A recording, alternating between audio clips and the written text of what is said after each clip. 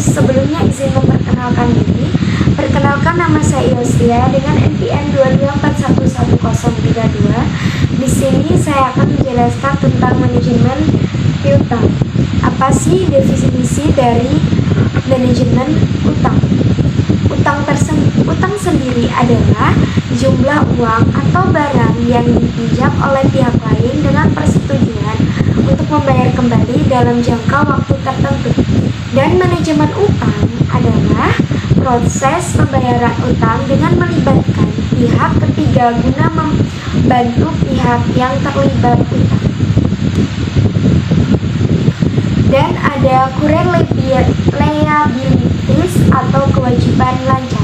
Current liabilities atau kewajiban lancar yaitu kewajiban keuangan yang harus diselesaikan dalam waktu kurang dari 1 tahun. Contoh dari current liabilities meliputi hutang dagang, hutang pajak, dan sewa yang harus dibayar. Current liabilities biasanya diselesaikan dengan menggunakan aset lancar seperti kas atau piutang. Rasio likuiditas perusahaan dapat diukur dengan membandingkan current liabilities dengan aset lancar. Dan ada non-current liabilities atau kewajiban jangka panjang. Non-current liabilities atau kewajiban jangka panjang adalah kewajiban keuangan yang harus diselesaikan dalam waktu lebih dari 1 tahun. Contoh dari non-current liabilities meliputi obligasi, hipotek, dan utang jangka panjang. Non-current liabilities biasanya diselesaikan dengan menggunakan aset jangka panjang seperti tanah atau bangunan. Rasio solvabilitas perusahaan dapat diukur dengan membandingkan non-current liabilities dengan total aset.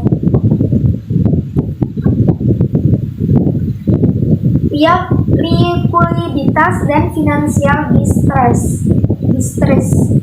Likuiditas adalah kemampuan perusahaan untuk memenuhi kewajiban keuangan jangka pendeknya. Likuiditas perusahaan dapat diukur dengan membandingkan current liabilities dengan aset lancar. Aset lancar meliputi kas, surat berharga, piutang, dan persediaan. Semakin besar rasio likuiditas, semakin besar kemampuan perusahaan untuk memenuhi kewajiban keuangan jangka pendek. Dan ada likuiditas dan financial distress. Financial distress terjadi ketika perusahaan tidak dapat memenuhi kewajiban keuangannya dan berisiko bangkrut. Financial distress dapat diukur dengan menggunakan rasio solvabilitas perusahaan yang membandingkan non-current liabilities dengan total aset. Non-current liabilities meliputi obligasi, hipotek, dan uang utang jangka panjang.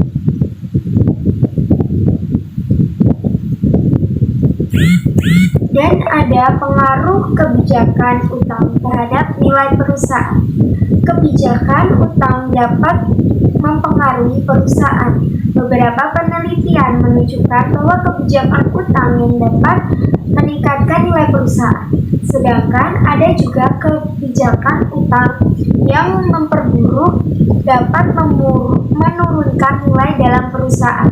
Peningkatan nilai perusahaan dapat dicapai dengan menggunakan utang untuk membiayai investasi yang menguntungkan, seperti pengembangan produk baru atau ekspansi bisnis. Namun, terlalu banyak berutang juga dapat meningkatkan risiko kebangkrutan dan menurunkan nilai dalam perusahaan tersebut.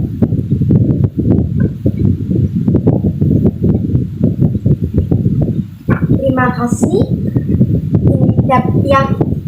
Cukup ini yang dapat saya sampaikan.